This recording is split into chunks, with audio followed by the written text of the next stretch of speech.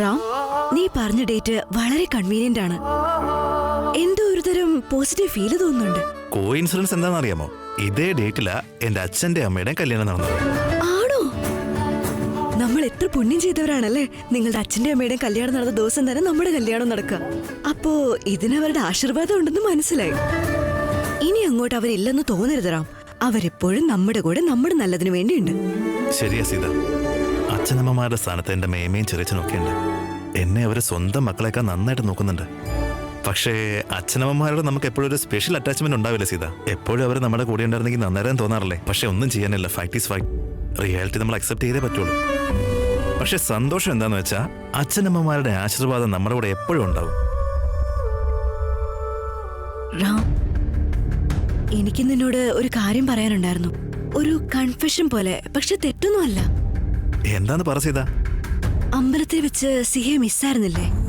അപ്പോ എന്റെ കല്യാണക്കാര്യത്തിൽ ഞാനെടുത്ത ഡിസിഷൻ തെറ്റായി പോയോ എന്നൊരു ഡൗട്ട് തോന്നിയിരുന്നു. നീ ആ അമ്പലത്തിലേക്ക് കയറി വന്നപ്പോ അവിടുത്തെ അമ്മ എന്നോട് വിളിച്ചു പറയുന്നത് പോലെ തോന്നി, രാമനില്ലാതെ സീതയില്ല. നമ്മൾ 3 പേര് ഒരുമിച്ച് വേണം. കല്യാണത്തിനെടുത്ത തീരുമാനം തെറ്റേ അല്ലെന്ന്. സോറി ഇങ്ങനെയൊക്കെ ചിന്തിച്ചു കൂട്ടിയതിന്. ഇനി ഒരിക്കലും ഞാൻ ഇങ്ങനെ ഒരു ഡൗട്ടിന് ഇടം കൊടുക്കുകയില്ല. നിന്നെ ഞാൻ സംശയിക്കില്ല. ഒന്നും തോന്നരുത് കേട്ടോ. അതൊരു സംശയമൊന്നും അല്ല സീത. അത് നിന്റെ ഉള്ളിലുള്ള പേടിയാണ്. അല്ല, നിനക്ക് ഇൻസെക്യൂരിറ്റി എന്തിനാ? ഫസ്റ്റ് ഓഫ് ഓൾ സിഹി നിന്നെ വിട്ട് എങ്ങും പോവില്ല. പോവാൻ ഞാൻ സമ്മതിക്കേയില്ല. എനിക്കറിയാം റാം. പക്ഷെ നമ്മുടെ കല്യാണം കഴിഞ്ഞ സിഹയും ഞാനും തമ്മിൽ അകന്നു പോകുന്നൊരു പേടി എന്റെ മനസ്സിൽ എപ്പോഴും ഉണ്ടായിരുന്നു. നമുക്ക് തോന്നും സമൂഹം ഒരുപാട് മുന്നിലെത്തിയിട്ടുണ്ടെന്ന്. പക്ഷെ എന്ത് പറഞ്ഞാലും കല്യാണം കഴിഞ്ഞ പെണ്ണ ചെക്കന്റെ വീട്ടിൽ തന്നെ പോയി നിൽക്കണ്ടേ? കൂടെ ഒരു കുട്ടി ഉണ്ടാവുമ്പോ ആ കുട്ടി മൂന്നാമതൊരാളായി തോന്നില്ലേ അവർക്ക്? എപ്പോഴെങ്കിലും അവർക്ക് ആ ഫീലിംഗ് ഉണ്ടാവുമെന്നുള്ള പേടിയുണ്ട് എനിക്ക്. ഞാൻ എന്റെ മനസ്സിന് അത് എത്ര വട്ടം മറക്കണമെന്ന് ശ്രമിച്ചാലും ഏതോ ഒരു കോർണറിൽ ആ ചോദ്യം ഉണ്ട് റാം. അതൊക്കെ കോമണാ സീത. ഒരമ്മയ്ക്ക് ഇങ്ങനെയൊക്കെ തോന്നുന്നത് സർവ്വസാധാരണമാണ്. Let me make it very clear. നിന്നെ എനിക്ക് വേണമെന്നുള്ള സ്വാർത്ഥത കൊണ്ടല്ല ഞാൻ സിഹി അംഗീകരിക്കുന്നത്.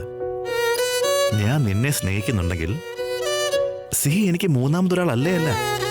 നമ്മുടെ ഈ സ്നേഹത്തിന്റെ കാരണം, അർത്ഥം, ആഴം, ഇതിന്റെ എല്ലാം ഉറവിടമാണ് നമ്മുടെ സിഹി. അവളില്ലാതെ ഈ സ്നേഹത്തിന് ഒരർത്ഥവും ഇല്ല സീത. അവളെ ഞാൻ എപ്പോഴേ എന്റെ മകളായിട്ട് അക്സെപ്റ്റ് ചെയ്ത സീത. അങ്ങനെയുള്ളപ്പോ ഞാനുള്ള ആ വീട്ടില് സിഹി എങ്ങനെയാ മൂന്നാമതൊരാളാവുന്നത്? നീ എപ്പോഴൊക്കെ സിഹിയുടെ ജനനത്തെക്കുറിച്ച് പറയാൻ വന്നിട്ടുണ്ടോ അപ്പോഴൊക്കെ ഞാനത് അവോയ്ഡ് ചെയ്ത് വിട്ടിട്ടുമുണ്ട്. എന്താണെന്നോ, സിഹി എന്റെ മകളാണ്. ഇതിന് പിറകെ ഇനി ആര് വന്നാലും, ഇനി അവകാശം പറഞ്ഞ് വന്നെന്ന് പറഞ്ഞാലും അതൊന്നും എനിക്കൊരു പ്രശ്നമാവില്ല സീത. ദയവ് ചെയ്ത് നീ ഒരിക്കലും ഇങ്ങനെയൊന്നും സംസാരിക്കരുത്. സിഹീസ് ബിലോങ്സ് ടു അസ്. നമ്മൾ 3 പേര് എപ്പോഴും ഒന്നിച്ചായിരിക്കണം. പഴയതൊക്കെ ചികഞ്ഞോണ്ടിരുന്ന നമുക്ക് ഒരിക്കലും സമാധാനം ഉണ്ടാവില്ല സീത. Thank you Ram. നിന്റെ ഈ മനസ്സിനും നിന്റെ ഈ വ്യക്തിത്വത്തിനും എനിക്ക് എന്താ പറയേണ്ടതെന്ന് പോലും അറിയില്ല. No no no no. ഞാൻ ശരിക്കും ഭയങ്കര സെൽഫിഷാ. എസ്പെഷ്യലി നിന്റെ സിഹിയുടെ കാര്യത്തിൽ ഭയങ്കര സെൽഫിഷാ. ഇനി നീ പറ, അങ്ങനെയുള്ള ഞാൻ എപ്പോഴെങ്കിലും സിഹിയെ മൂന്നാമതൊരാളെ കാണാൻ സമ്മതിക്കുമെന്ന് പറ.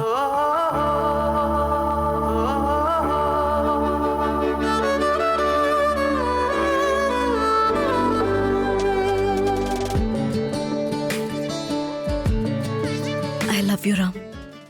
I love you too Sita. ഇനി എനിക്ക് ഒരു പേടിയില്ല. മുഖം പുതുപൂവായി മനസാകയായി വിരിയുമ്പോൾ, മഴവിൽ പൂക്കുമ്പോൾ, ഹൃദയവാതിലോരമായി നീ നിന്നുവോ? പ്രണയവീണയാർദ്രമായി മീട്ടിയോ? സീതാരാമ.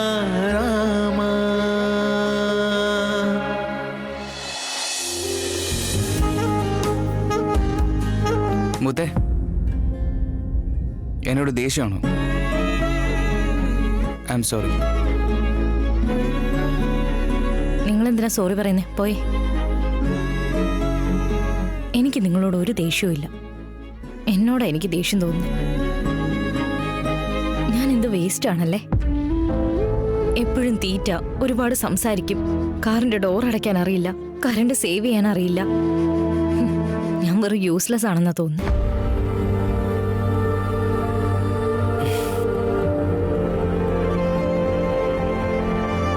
ഇതിപ്പോ എന്താ ഇങ്ങനെ? ഇവിടെ ആരാ ശരി, ആരാ തെറ്റ്, ആരാ ബെസ്റ്റ്, ആരാ വേസ്റ്റ്, ഈ ടൈറ്റിലൊന്നും ഇവിടെ ആവശ്യമില്ല. എനിക്കും കുറെ ഡ്രോബാക്സ് ഇല്ലേ. നമ്മൾ ആരും പെർഫെക്റ്റ് അല്ല. നമ്മളില്ലാത്തടത്ത് ലൈറ്റും ഫാനും ഓൺ ആണെങ്കിൽ വെറുതെ കറണ്ട് വേസ്റ്റ് ആവുന്ന പോലെ എനിക്ക് തോന്നും. സി, നിനക്ക് അതിൻ്റെ പിശുക്കായിട്ടൊക്കെ തോന്നും. ബട്ട് ഓരോ രൂപയും സേവ് ചെയ്ത് വെച്ചാൽ ഞാൻ ഇവിടം വരെ എത്തിയത്. നമുക്ക് ജീവിതത്തിൽ ഒന്നും വെറുതെ കിട്ടില്ല എന്നുള്ളത് സത്യമാണെങ്കിൽ ആ കിട്ടുന്നതൊന്നും വെറുതെ കളയരുതെന്നാ എൻ്റെ ചിന്ത. കയ്യിൽ 1 കോടി ഉണ്ടെങ്കിലും അത് ചെലവാക്കണമെന്ന് ആലോചിക്കുന്ന ആളാ ഞാൻ. സത്യമായിട്ടും അതിൻ്റെ ആവശ്യമുണ്ടോ എന്ന്. ഇതെല്ലാം ഞാൻ വളർന്നു വന്ന സിറ്റുവേഷൻ എന്നെ പഠിപ്പിച്ചതാണ്. സി, നിനക്ക് ഹേർട്ടായെങ്കിൽ ഐ എം റിയലി സോറി. നിന്നെ വേദനിപ്പിച്ചിട്ട് എനിക്ക് എന്തെങ്കിലും കിട്ടാനുണ്ടോ? എന്തെങ്കിലും പറയുമത്തെ. ഈ ആഘോഷ അങ്കിളിനോട് ദേഷ്യത്തിലാണോ?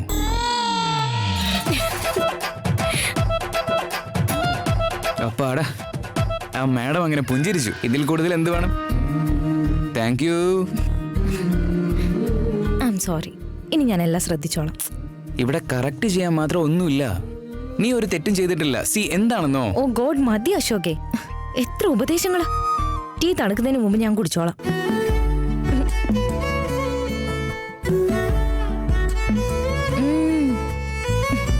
എന്റെ അമ്മയെക്കാളും നന്നായിട്ട് നീ ചായ ഉണ്ടാക്കുന്നുണ്ടല്ലോ. കൊള്ളാം. ആണോ?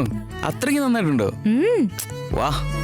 ആ പിന്നെ നിനക്ക് അഞ്ജുവിനെ എന്നെക്കാട്ടിലും കൂടുതൽ ഇഷ്ടമാണ്. അവളെ നീ നന്നായിട്ട് നോക്കുന്നുണ്ട്. എല്ലാം എനിക്കറിയാം. ഈ കാര്യത്തിൽ നീ ന്യായീകരിക്കേണ്ട ഒരു ആവശ്യമില്ല. റാമിന്റെ കല്യാണം കഴിയട്ടെ. എന്നിട്ട് എത്രയും പെട്ടെന്ന് നല്ലൊരു പയ്യനെ നോക്കി അഞ്ജുവിന്റെ കല്യാണം നടത്തണം. അതിന്റെ ആവശ്യമൊന്നും വരില്ല. എന്താ? ഞാൻ ഈ പറയുന്ന കേട്ടാ നിനക്ക് ശരിക്കും സന്തോഷാവും. എന്താ കാര്യം? നിങ്ങളുടെ അനിയത്തി നിങ്ങളുടെ ജോലി കുറച്ചിട്ടുണ്ട്. മനസ്സിലായില്ല.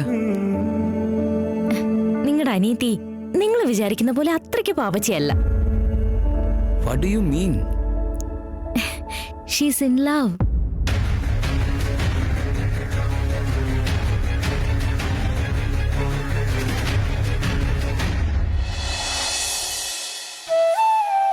ഒരുപാട് സന്തോഷമുണ്ട് മോളെ സീത.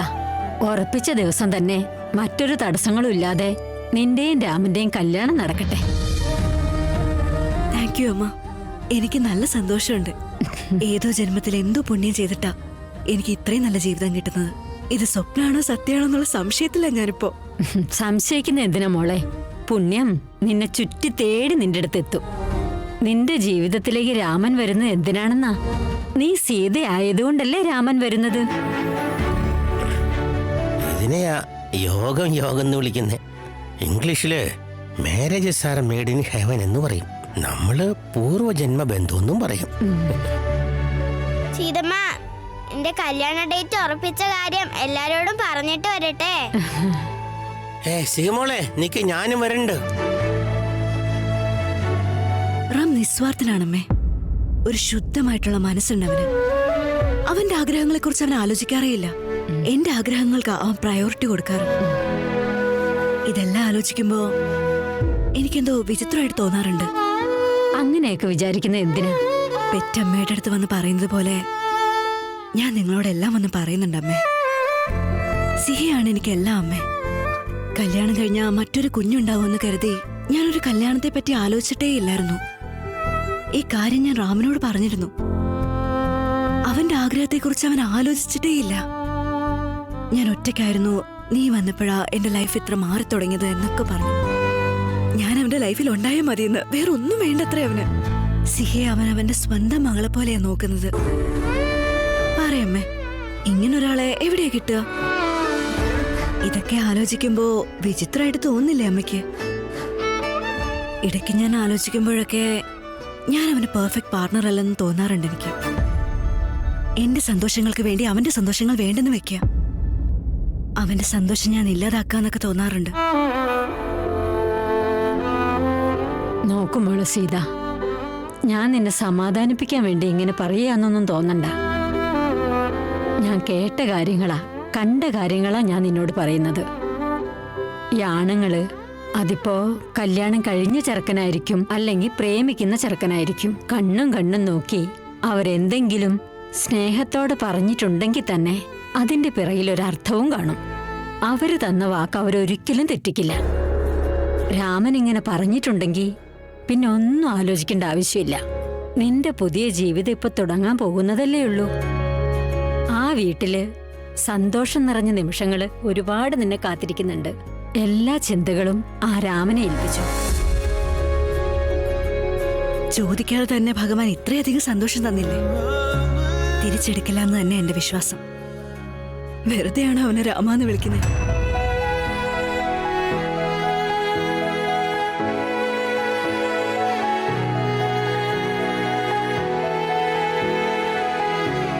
എല്ലാം നന്നായി വരും മോളെ.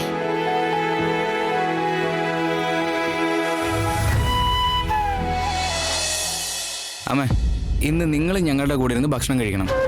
മോനെ, ആദ്യം നിങ്ങൾക്കുള്ളത് എടുക്കട്ടെ. നിങ്ങൾ കഴിക്കേ, ഞാൻ കുറച്ച് കഴിഞ്ഞിട്ട് കഴിക്കാം. അല്ല, നമുക്ക് ഒരുമിച്ചിരുന്ന് കഴിക്കാമല്ലോ. ഇത്രയൊക്കെ ഭക്ഷണം ഉണ്ടാക്കിയതല്ലേ, നിങ്ങൾക്കും വിശക്കുന്നുണ്ടാവും. ഇനിയിപ്പോ വിളമ്പുന്നൊക്കെ നിർത്തിക്കേ, വന്ന് കൂടെ ഇരിക്കേ. എന്റെ മോനെ, നിങ്ങൾക്ക് ഓഫീസിലൊക്കെ പോണം, ജോലി ചെയ്യണം. ഞാൻ ഇവിടെ തന്നെ ഉണ്ടാവില്ലേ? ഞാൻ പിന്നെ കഴിച്ചോളാം. നിങ്ങൾ ആദ്യം കഴിക്കേ. നല്ല കഥ. അപ്പൊ നിങ്ങൾ ചെയ്യുന്ന ജോലിയല്ലേ? ഈ ഓഫീസ് ജോലി, വീട്ടു ജോലി എന്നൊന്നുമില്ല. എല്ലാ ജോലിയും ജോലി തന്നെ. അങ്ങനെയല്ല, ഇങ്ങനെയല്ല. ഞങ്ങൾ ഇത് കഴിക്കണമെങ്കിൽ നിങ്ങളും ഞങ്ങളുടെ കൂടെ ഒരുമിച്ചിരുന്ന് ഭക്ഷണം കഴിക്കണം. That's it. ഇതാണ് ഫൈനൽ. ശരി. ഇത് കണ്ടില്ലേ മോനെ? നിന്റെ ഭാര്യയുടെ അമ്മയാ ഞാൻ. ഇവളൊരു വാക്കെങ്കിലും പറഞ്ഞോ അമ്മ ഇരിക്കെ കഴിക്കുന്നു? നോക്ക്, നീ എന്റെ മോനെ കണ്ട് പഠിച്ചോ, മുതിർന്നവരെ എങ്ങനെയാ ബഹുമാനിക്കേണ്ടെന്നൊക്കെ. ശരി അമ്മേ, നിങ്ങളുടെ മരുമകൻ മഹാത്മാവാണ്. അതുകൊണ്ടല്ലേ ഞാൻ കല്യാണം കഴിച്ചേ. ഇനി അവന്റെ അടുത്തേക്ക് ട്യൂഷന് പോയിട്ട് എല്ലാം ഞാൻ പഠിച്ചോളാം. മതിയല്ലോ? ശരി. അവളവിടെ നാത്തൂൻ അഞ്ജലേ.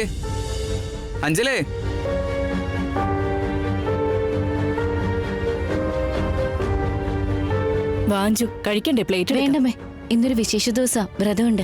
നിങ്ങൾ എല്ലാവരും കഴിച്ചോളൂ, ഞാൻ ക്ലിനിക്കിലേക്ക് പോട്ടെ. അല്ലെങ്കിലും പനി കാരണം വയ്യാതിരിക്കല്ലേ? ഇതും കൂടെ ആയ നിന്റെ ബോഡി വീക്കാവും. ഇരുന്ന് കഴിക്കാൻ നോക്ക്. വേണ്ട ചേച്ചി, ഒരു കുഴപ്പമില്ല. അവിടെ ഇരുന്ന് കഴിച്ചിട്ട് പോ.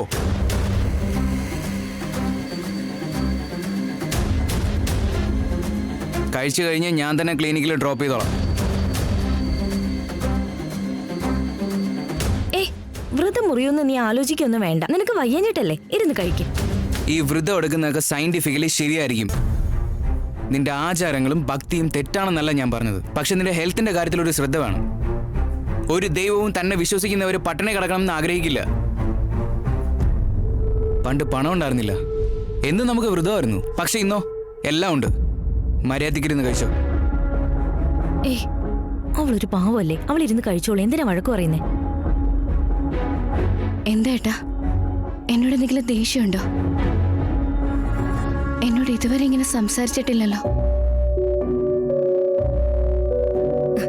അഞ്ജു, നീ കഴിക്കാൻ വേണ്ടി വെറുതെ ഷോ ഇറക്കിയതാ, അല്ലാതെ സീരിയസ് ആയിട്ടല്ല. ഒരു കുടുംബസ്ഥനല്ലേ, സ്കോർ ചെയ്യാൻ നോക്കിയതാ. നീ ഇരുന്ന് കഴിക്കും.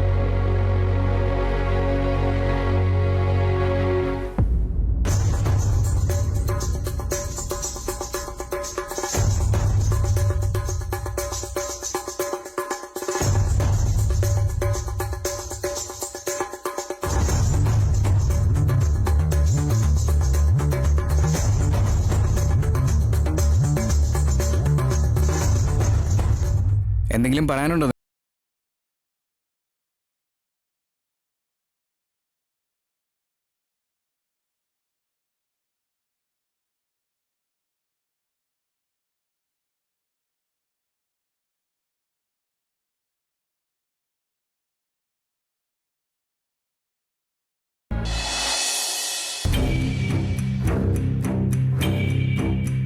ഗീത, ഇങ്ങോട്ട് വാ.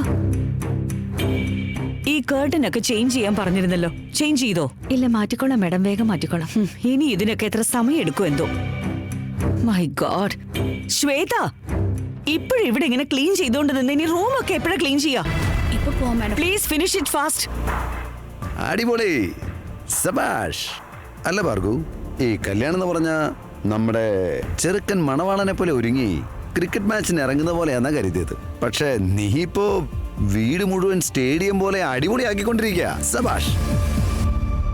ഈ വീട് ക്ലീൻ ആക്കണമെങ്കിൽ ചുമ്മാ പൊടി കളഞ്ഞാ പോരാ, വീട്ടിൽ പിടിച്ചുള്ള ദുഷിച്ച കറകൾ മൊത്തം കളയണം. അങ്ങനെയാണെങ്കിൽ ഇത് വൃത്തിയാവുള്ളൂ.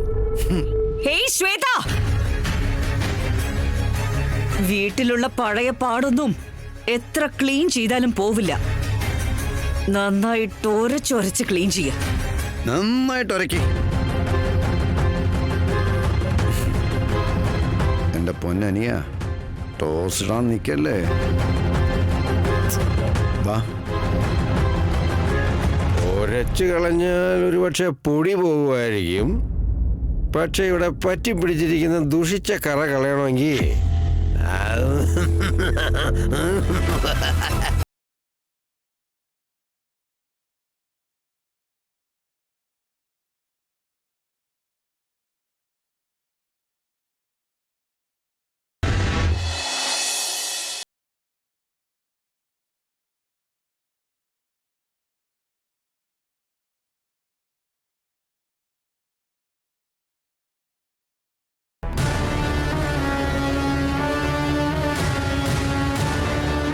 കുറെ നേരമായിട്ട് വിളിച്ചോണ്ടിരിക്കുക.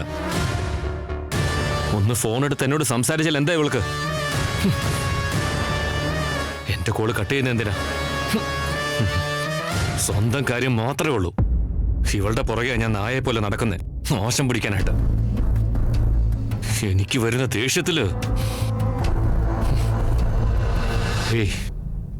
ഫോൺ എടുക്ക്.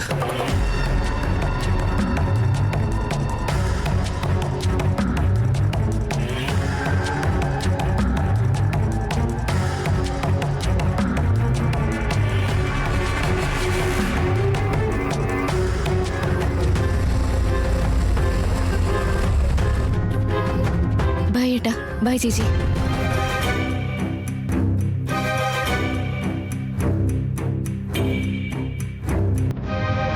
ബൈ ചേട്ടാ. ബൈ ചേച്ചി.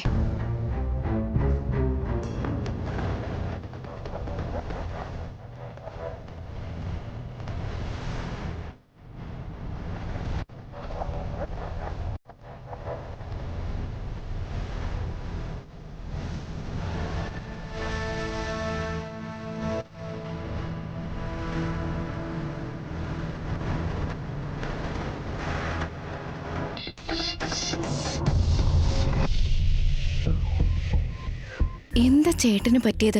എന്നോട് എന്തിനാ ഇത്രയും ദേഷ്യം കാണിക്കുന്നേ? ഞാൻ എന്ത് തെറ്റാ ചെയ്തെന്ന് എനിക്ക് മനസ്സിലാവുന്ന കൂടിയില്ല. Good morning. Good morning. അപ്പോ ഞാൻ ഓഫീസിലേക്ക് പോയി വരാം. ഏയ്, ഇതെന്താ നീ റെഡി ആയിട്ട് ഓഫീസിലേക്ക് ഇറങ്ങിയതാണോ? നീ എന്താ കളിക്കുവാണോ? അപ്പോ ദേ ഇത് നിന്റെ കല്യാണമാണേ.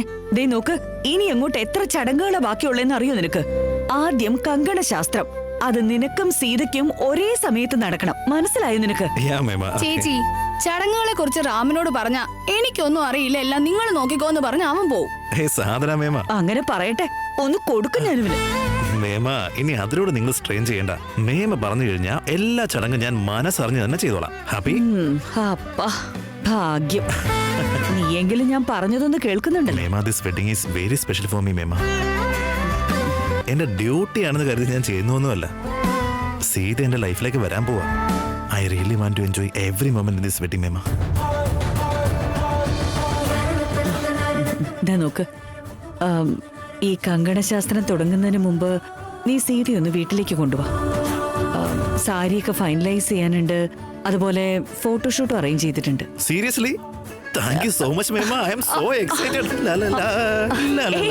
അപ്പോ നിനക്കിത് എന്താടാ പറ്റിയത്? നിന്റെ ഈ കല്യാണത്തിന് വേണ്ടി ഞങ്ങളൊക്കെ എത്ര വർഷമായിട്ട് കാത്തിരിക്കുക. നീ ആദ്യം പോയി സീതയെ വിളിച്ചിട്ട് വാ. അതല്ലാതെ എനിക്ക് വേറെ എന്ത് ജോലിയാ മേമ? Thank you so much. Bye bye. അപ്പോ